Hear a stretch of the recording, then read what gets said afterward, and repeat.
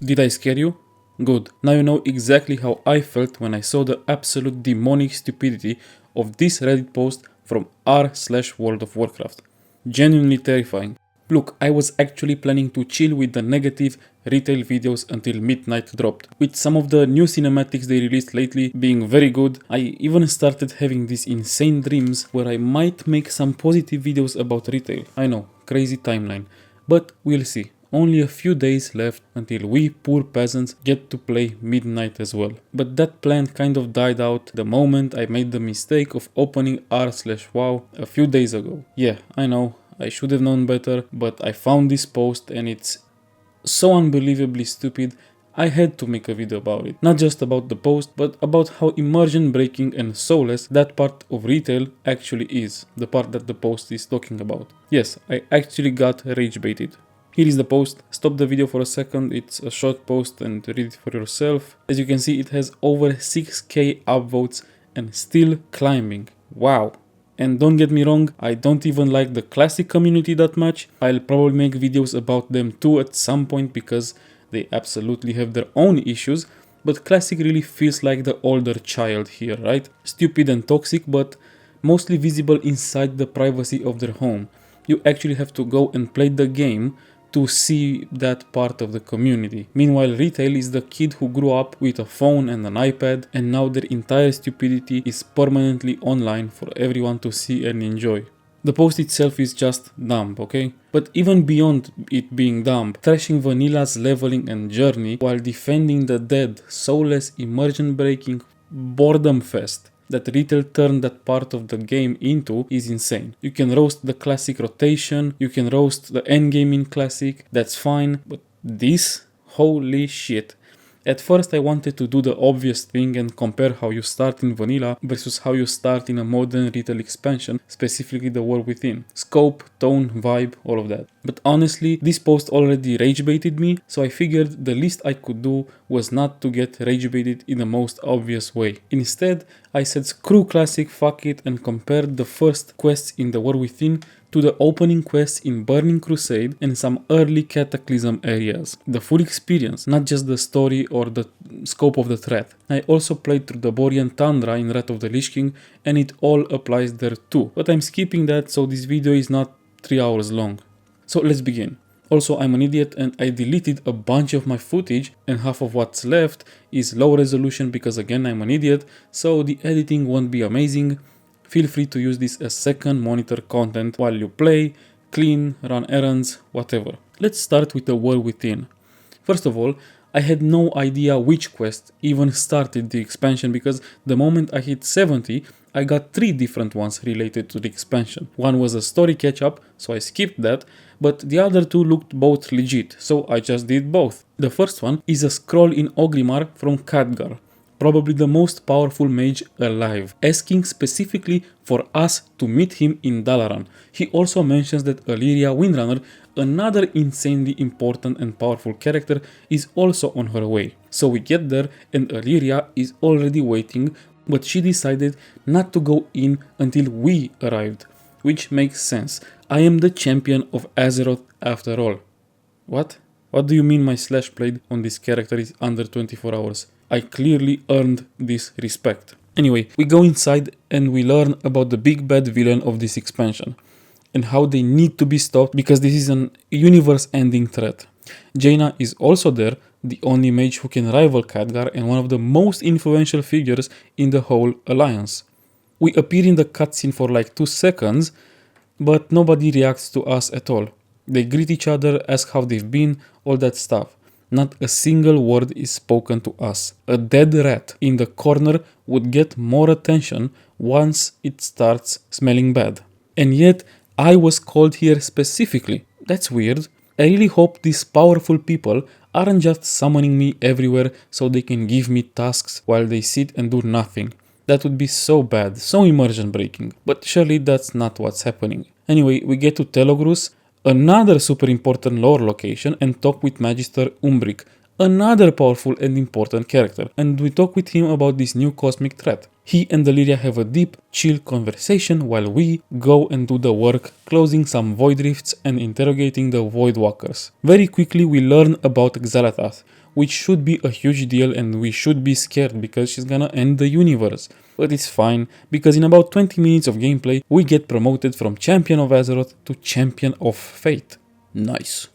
Back in Ogrimmar, we talk to Troll, the most powerful shaman alive, who is just standing there, waiting for us. There's this thing called the Radiant Song, very important, and he needs our help for some reason. So we go to Siritus, where Sargeras, one of the most powerful beings in existence, stabbed the planet. There we meet Jaina again and Anduin, another super powerful and super major character. We talk to Magni, the Speaker of Azeroth, another super powerful and important character, and he tells us we need to go to the Isle of Dorn to investigate and see what this song is all about. And also, we are always reminded that this is a big deal. The entire universe depends on us succeeding. So, Khadgar decides to teleport the entire city of Dalaran there. We meet Xalatath, a cosmic level threat once again, and she immediately destroys Dalaran. Luckily, us, the Champion of Azeroth, the Champion of Fate, are here. While Jaina, Troll, Anduin and many other important people sit and watch, we kill some Nerubians and save the day. And yeah, that's how the war within starts. We are surrounded by some of the most important people on the planet at all times. We deal with insanely big threats, and as we continue, most of the races that exist already on Azeroth are not present in any meaningful way in the story. Okay, how about the Burning Crusade? In the Burning Crusade, everyone starts in the Hellfire Peninsula.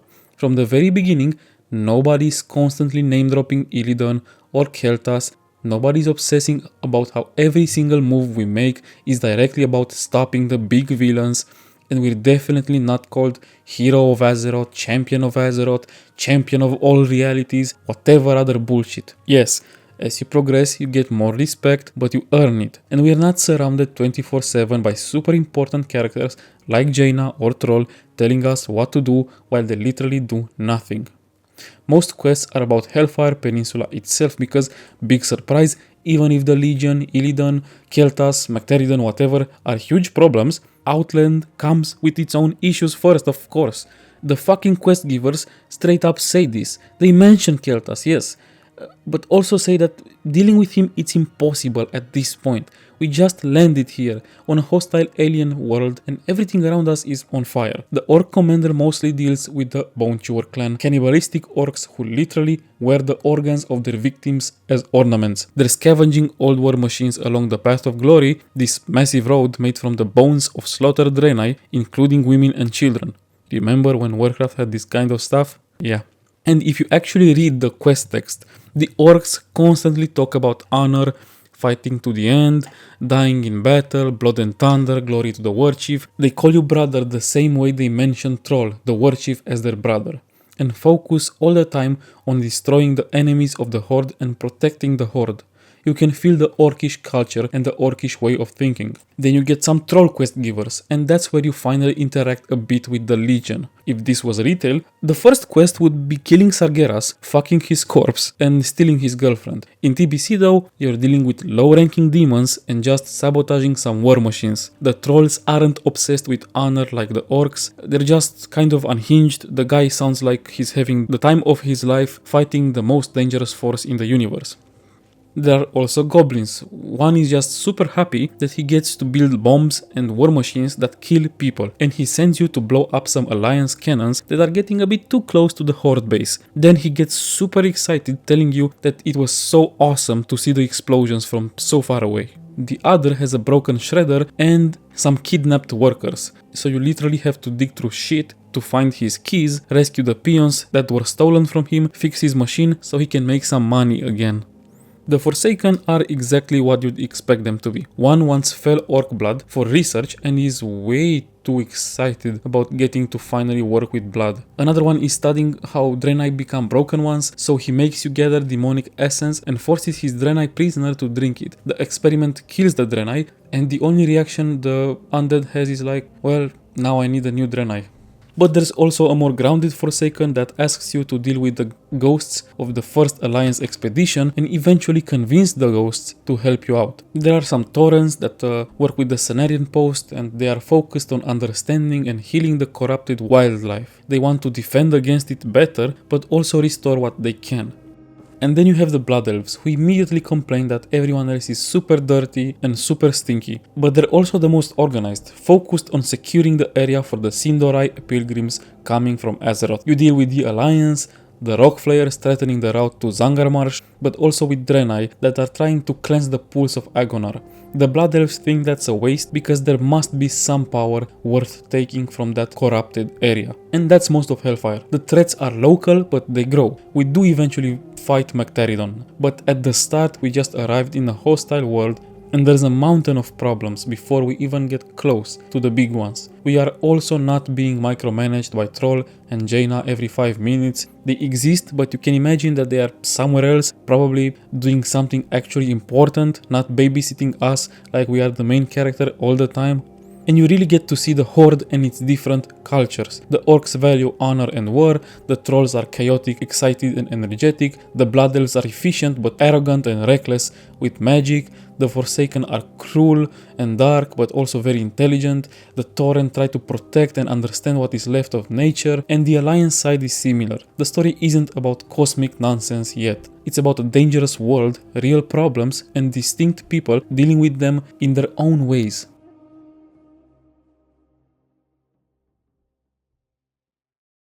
Now Cataclysm. Before I reached the level to start the War Within, I finished all of the Northern Barrens and more than half of Thousand Needles. These aren't endgame zones, right? This isn't Hyjal. Also keep in mind, Cataclysm isn't even considered old Warcraft. But even here, the experience already feels wildly different. And honestly, much better than anything we got in Shadowlands, Dragonflight or the War Within. Deathwing is not named once. Not one big bad villain is ever named. Once again, we are here right now, and there are problems we need to take care of first. In the Barrens, the conflict with the Alliance is always present. We must rescue some Horde prisoners, rearm them and make a break for it. But one of the prisoners cannot be helped anymore because he is now blind. Turns out that the Alliance captain responsible for him just kicked him in the head for so long that he just lost his sight because of the brain damage he caused. He asks us for revenge. Wow, what a fucking voice crack. He asks us for revenge. He asks us to kill Captain Pike and gouge his eyes out and give them to him. We give him the eyes and he tells us that he cannot really see the eyes, so he doesn't really know that the eyes are the ones he asked for, but he believes us since he heard the captain's screams before he died. Then we deal with the corrupted wildlife caused by the Cataclysm a bit, then we return to the Horde and the Alliance conflict again, and there is a lot to be done here. First of all, the leader of Desolation Horde, Gardul, is doing a really bad job since he lost a lot of terrain to the Alliance, so the Horde appoints a new leader, an orc named Bloodhilt. But Gardul does not accept the situation and tries to kill Bloodhilt. During the battle, Bloodhilt is victorious. Gardul says that it's over and he accepts the situation and he yields. But Bloodhilt just says, "You yield? What part of victory or death you don't understand?" and kills him anyway. With that taken care of, we must help the Desolation Hold reclaim the Battle Scar area from the Alliance, so of course we must fight Alliance head on. But Calder Grey, a Forsaken Warlock, has an idea. While we fight some of the Alliance forces, why not be efficient about it? So he asks us to bring him body parts of any fallen victim, Horde or Alliance, doesn't really matter. As the quest title says, parts is parts. He asks us for the heart of a giant Kodo and the brain of a high-ranking Alliance officer. He needs this to create his first abomination that will help turn the tides of battle. As he finishes creating this unholy creation, he tells us that he must make sure to really mess up with the brain of the victim, since we don't really want him to remember that he was once part of the Alliance.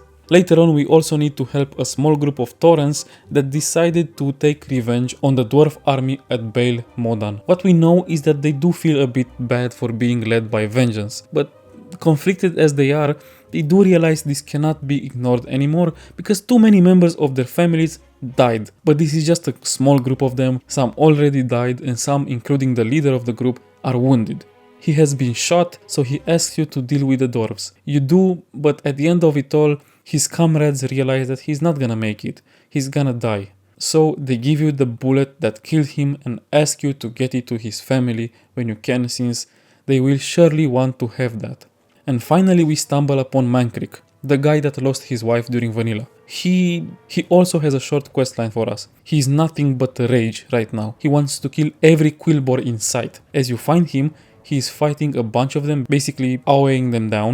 With their corpses surrounding him, he just asks you to go and kill more. He would kill all of them on his own, but this is just faster. Pure and simple, he just wants to see them dead. But an old friend of his, Mahka, comes along and calms his rage down a bit, and as they talk, he ends up admitting that this merciless killing of Quillbore is not just about the rage, it's also just about him really just being suicidal. A part of him hopes to die in battle, but Mahka reminds him that there are people out there that would still mourn his death, people that still love him. He does not promise that this will all end after this talk, but he thanks Mahka and promises to try to find a way. You see, that's how you do soft and emotional stuff. You can do it in Warcraft, it can work. It just doesn't have to be cringe.